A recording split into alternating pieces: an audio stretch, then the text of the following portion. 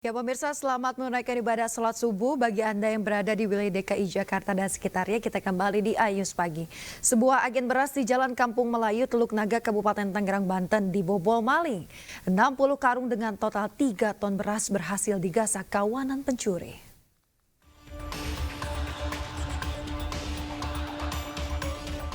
Memanfaatkan situasi di tengah tingginya harga beras di pasaran, sekawanan pencuri nekat membobol sebuah agen beras di Jalan Kampung Melayu, Teluk Naga, Kabupaten Tangerang. Tumpukan 60 karung beras dengan berat total 3 ton ludes diangkut para pencuri. Selain menggodol beras, para pelaku juga mencuri setengah karung bawang putih serta minyak goreng curah. Jika ditotal, kerugian pemilik toko mencapai 45 juta rupiah. Dan pas sampai TKP, benar saya lihat bahwa toko ini udah kebuka, ya kan, pintunya. Pas saya survei ke dalam, beras sudah habis, sudah nggak ada. Berapa banyak ya beras? Ya kurang lebih sekitar 60 karung, sekitar 3 ton. Beras yang mana Pak? Beras yang premium, 50 kilo? ya 50 kilo tadi ya. Pencurian ini kini dilaporkan ke Polsek Teluk Naga, Polres Metro Tangerang Kota. Dari Tangerang, Banten, Hasnugara Anyus melaporkan. Pemirsa, kenaikan harga beras membuat daya beli konsumen menurun, mengakibatkan omset pedagang beras turun hingga 30%. Kepala Badan Pangan Nasional Arief Prasetyo Adi menekankan impor beras untuk menjaga cadangan pasokan pun alami beberapa kendala.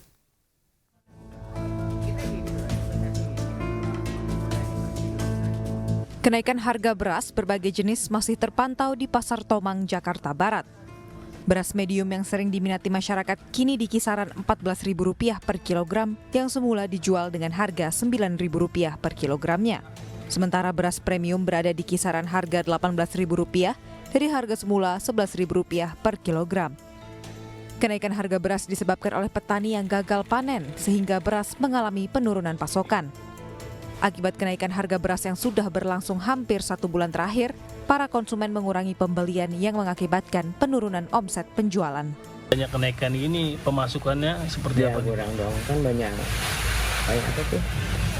Banyak operasi pasar kan. Menurunnya berapa persen Pak? Kira-kira Pak? Ada lah 20-an kali, 20-30. Sementara itu, Kepala Badan Pangan Nasional Arief Prasetyo Adi menjelaskan kendala beras impor masuk ke Indonesia untuk mencukupi stok beras adalah akibat proses bongkar kapal yang membutuhkan waktu. Beras impor tahun 2023 yang dapat terrealisasi hanya 2,3 juta ton. 2 juta ton dari penugasan impor tahun 2023 dan 300.000 ton merupakan carry over atau pengalihan dari kuota tahun 2022. Sedangkan untuk kuota tambahan 1,5 juta ton di tahun 2023 belum dapat terrealisasi di tahun tersebut, melainkan carry over ke tahun ini. Jadi kita masih mempersiapkan yang 1,5.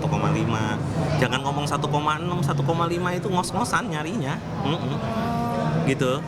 Jangan punya pikiran, wah ini harus impor, enggak. Kita itu sekarang benar-benar mengatur.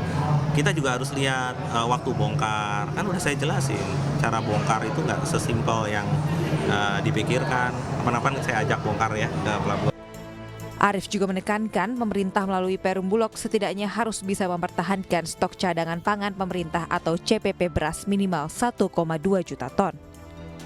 Tim Liputan iNews melaporkan. Pemirsa, penjualan beras Bulog murah di kantor wilayah Bulog NTB diwarnai protes warga yang tidak mendapat jatah. Sementara ratusan warga Kulon Progo, Yogyakarta berebut untuk mendapatkan beras, telur, bawang hingga minyak goreng murah di Pasar Wates.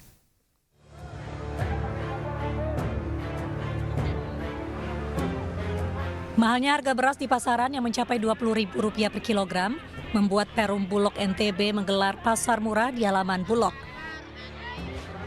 Namun banyaknya warga yang datang tidak sebanding dengan jumlah beras yang disediakan. Akibatnya banyak warga yang kecewa dan protes lantaran tidak mendapat jatah beras. Sempat terjadi adu mulut antara warga dengan pegawai Bulog. Banyak juga peminatnya bukan? Karena kan perbandingan harga di pasar kan jauh sekali. Berapa? Di pasar kan 16.000. Kalau di sini kan lebih murah, dapat 11.000 lebih lah. Sementara itu ratusan warga Kabupaten Kulon Progo, Yogyakarta Kamis siang rela berdesak-desakan di depan Pasar Wates untuk mendapatkan berbagai sembako yang dijual murah. Salah satunya yaitu beras. Bahkan beras program stabilisasi pasokan dan harga pangan yang disediakan langsung ludes dalam waktu 1 jam. Warga yang tidak kebagian beras SPHP terpaksa membeli beras pulen atau premium dari Gapoktan yang dijual seharga Rp70.000 per kilogram atau Rp14.000 per kilogramnya. Diharapkan dengan operasi pasar ini dapat meringankan beban masyarakat di tengah harga kebutuhan pokok yang masih melambung jelang Ramadan. Tim Liputan iNews melaporkan. Ya pemirsa, seorang superhero ikut antri demi beras gratis di Klaten, Jawa Tengah. Sementara itu di Surabaya, Jawa Timur, warga yang mayoritas lansia dan ibu rumah tangga antri beras gratis di kantor kelurahan.